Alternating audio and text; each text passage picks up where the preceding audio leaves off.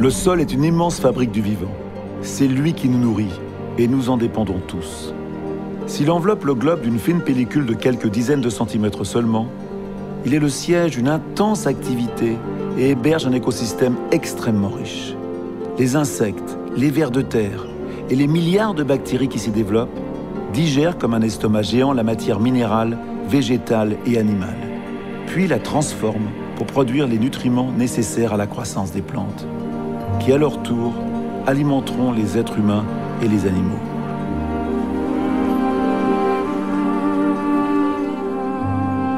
Mais l'épiderme de la Terre est fragile. Dans les milieux secs et arides, il est particulièrement vulnérable. Il faut parfois 500 ans pour que 2,5 cm de sol se forment. Mais seulement quelques années suffisent pour les détruire.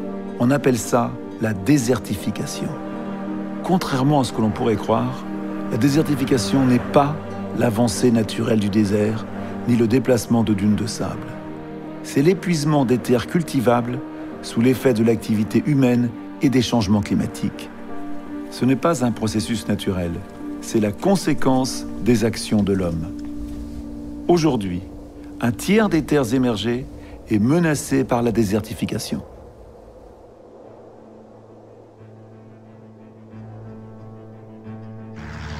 Au fil des siècles, nous avons développé une agriculture ultra productive pour nourrir des milliards de personnes. Et nous avons transformé des déserts infertiles en plaines verdoyantes. Mais cette agriculture abîme parfois les sols et peut à l'inverse transformer des plaines fertiles en déserts. Car dans les zones sèches, les terres s'accommodent difficilement de la pénurie d'eau. Les équilibres sont fragiles et les sols vulnérables. L'action de l'homme peut les faire basculer vers une lente dégradation. L'utilisation d'intrants chimiques affaiblit les organismes vivants qui font la fertilité d'une terre. Le labour systématique dessèche et tasse les sols. La déforestation et le surpâturage privent les terres du couvert végétal qui les protège de l'érosion.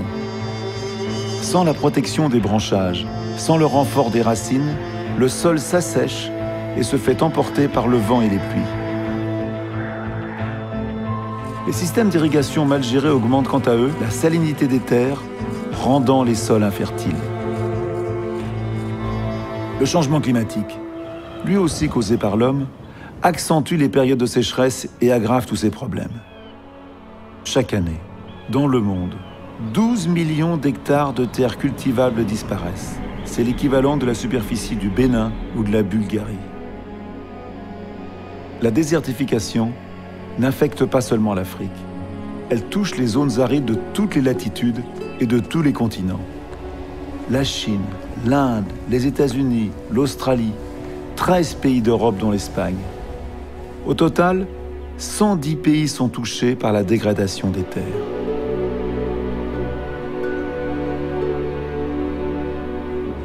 En fait, la désertification concerne l'humanité tout entière, car l'épuisement des terres diminue la productivité agricole mondiale.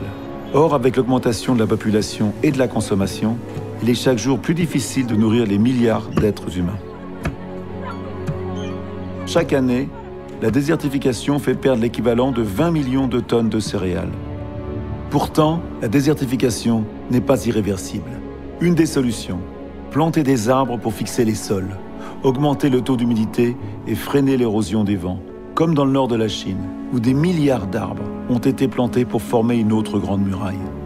L'Afrique a elle aussi commencé à bâtir sa grande muraille verte, qu'elle espère voir s'étendre sur 7000 km du Sénégal à Djibouti.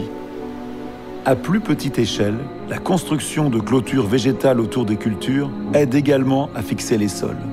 Une autre solution pour préserver les terres et diminuer l'érosion est de cultiver sans labourer.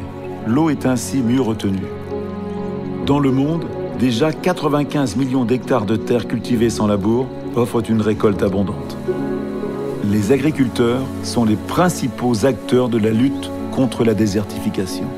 Petits paysans et gros exploitants sont au cœur de ce qu'on appelle la révolution doublement verte, qui allie les rendements de l'agriculture moderne et la préservation de l'environnement, en particulier des sols. Car une autre agriculture est possible. Elle repose sur des techniques simples, peu coûteuses, adaptées aux populations les plus démunies, On appelle ça l'agroécologie. Selon les Nations Unies, l'agroécologie permettrait de doubler la productivité agricole mondiale. Lutter efficacement contre la désertification, c'est préserver les sols et nourrir la planète.